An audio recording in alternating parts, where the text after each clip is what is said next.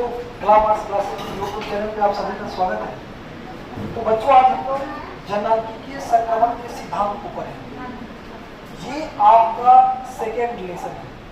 जो मानव भूगोल का जो किताब है, विश्व जनसंख्या वितरण और वृद्धि, उसमें आप देखिएगा तो जो आपका भूगोल का जो दूसरा चैप्टर है, उस चैप्टर का ये बहुत ही इंपॉर्टेंट प्रश्न है कि जननांगीय संक्रमण का सिद्धांत।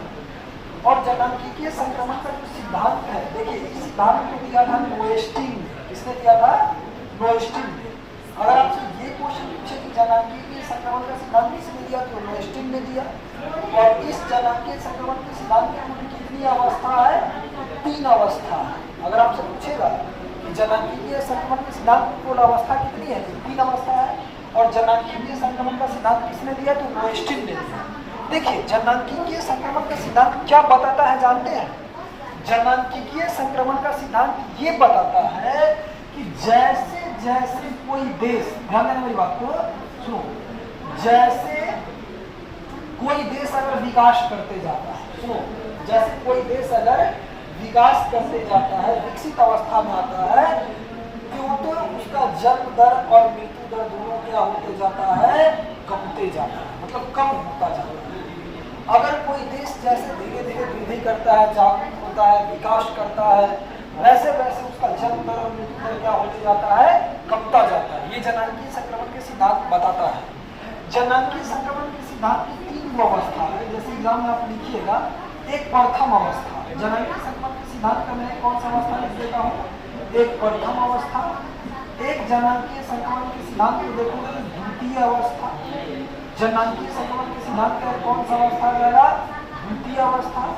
और एक जो जननांगीय संक्रमण के सिद्धांत को आ जाएगा, यह आ जाएगा तृतीय अवस्था। कौन सी अवस्था आ जाएगा?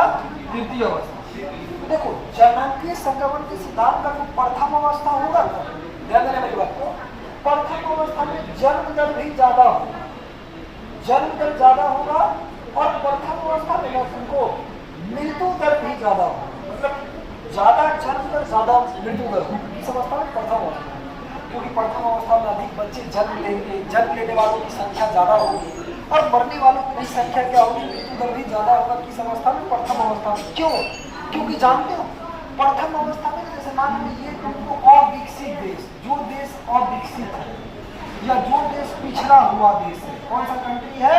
पिछड़ा हुआ, जहाँ न तुमको अच्छा उचित शिक्षा का अभाव है, चिकित्सा का अभाव है, आधारभूत ढांचा का अभाव है। तो मान लीजिए जहाँ शिक्षा का अभाव है, अच्छा शिक्षा नहीं मिल रहा है, अच्छा चिकित्सा नहीं मिल रहा है, तो ये सारा चीज जब अच्छा शिक्षा नहीं, अच्छा चिकित्सा नहीं है, जो बहुत पिछड़ा हुआ देश है, वो जननांगीय संक्रमण सिद्धांत की किस अवस्था में आ जाएगा? प्रथम अवस्था में। क्योंकि वहाँ जन्म दर भी ज्यादा होगा और न अच्छा शिक्षा मिला, न चिकित्सा नहीं मिलेगा, तो इसके कारण मृत्यु दर भी क्या होगा? ज्यादा होगा। चलिए, अब देखिए जननांगीय संक्रमण सिद्धांत का दूसरा अवस्था है। जानते हो, जननांगीय संक्रमण सिद्धांत की दूसरा अवस्था में ना जन्म दर ज्यादा होगा। ध्यान देना, जन्म दर क्या होगा? ज्यादा होगा और मृत्यु दर कम होगा। और मृत्यु दर क्या होगा? कम होगा, दूसरी अवस्था में। और इस अवस्था में आ जाएगा विकासशील देश। कैसा देश आ जाएगा? विकासशील देश। तुमको जननांगीय संक्रमण सिद्धांत में दूसरा अवस्था में, जैसे भारत, अगर तुम भारत को ही देखोगे, भारत जननांगीय संक्रमण सिद्धांत की किस अवस्था में? दूसरा।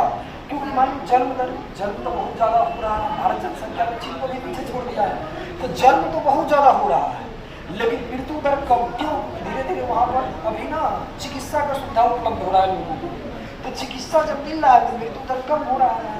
तो ये तो जननांगीय ऐसे लिखना कि जननांगीय संक्रमण सिद्धांत की दूसरा अवस्था में जन्म दर ज्यादा होगा, जन्म दर ज्यादा होगा लेकिन मृत्यु दर कम होगा। इसमें तुमको विकासशील देश सब आते हैं, जैसे भारत में जो दूसरे अवस्था में है। और तृतीय अवस्था सबसे अच्छा अवस्था होता है, तीसरा अवस्था जननांगीय संक्रमण सिद्धांत का। तीसरा अवस्था में अगर देखोगे तो जन्म दर भी क्या होगा? कम होगा। जन्म दर भी क्या होगा? कम होगा। और मृत्यु दर भी क्या होगा? कम होगा। तो जननांगीय संक्रमण सिद्धांत की तीसरा अवस्था में जन्म दर भी कम होगा, मृत्यु दर भी कम होगा। और इसमें तुमको विकसित देश आ जाएगा। कैसा देश आ जाएगा? विकसित देश। जैसे देखो, विकसित देश में क्या होता है? जो लोग पढ़े लिखे होते हैं, और तुमको पता है कि जो व्यक्ति जितने ज्यादा शिक्षित होंगे, पढ़े लिखे होंगे, उनको उतने कम बाल बच्चा होता है ना, कम संतान, क्योंकि वो मतलब गुणवत्ता पर जोर देते हैं। तो इसीलिए जो तीसरा अवस्था में जो विकसित देश है, विकसित देश का जन्म दर भी क्या है? कम है। और मृत्यु दर भी क्या है? कम है। विकसित देश में उचित शिक्षा है, उचित चिकित्सा है, सारा चीज़ें अवेलेबल है। तो जननांगीय संक्रमण, हर देश सोचेगा कि मैं तीसरा अवस्था में आऊँ। तो ये रहा जननांगीय संक्रमण सिद्धांत का तीसरा अवस्था।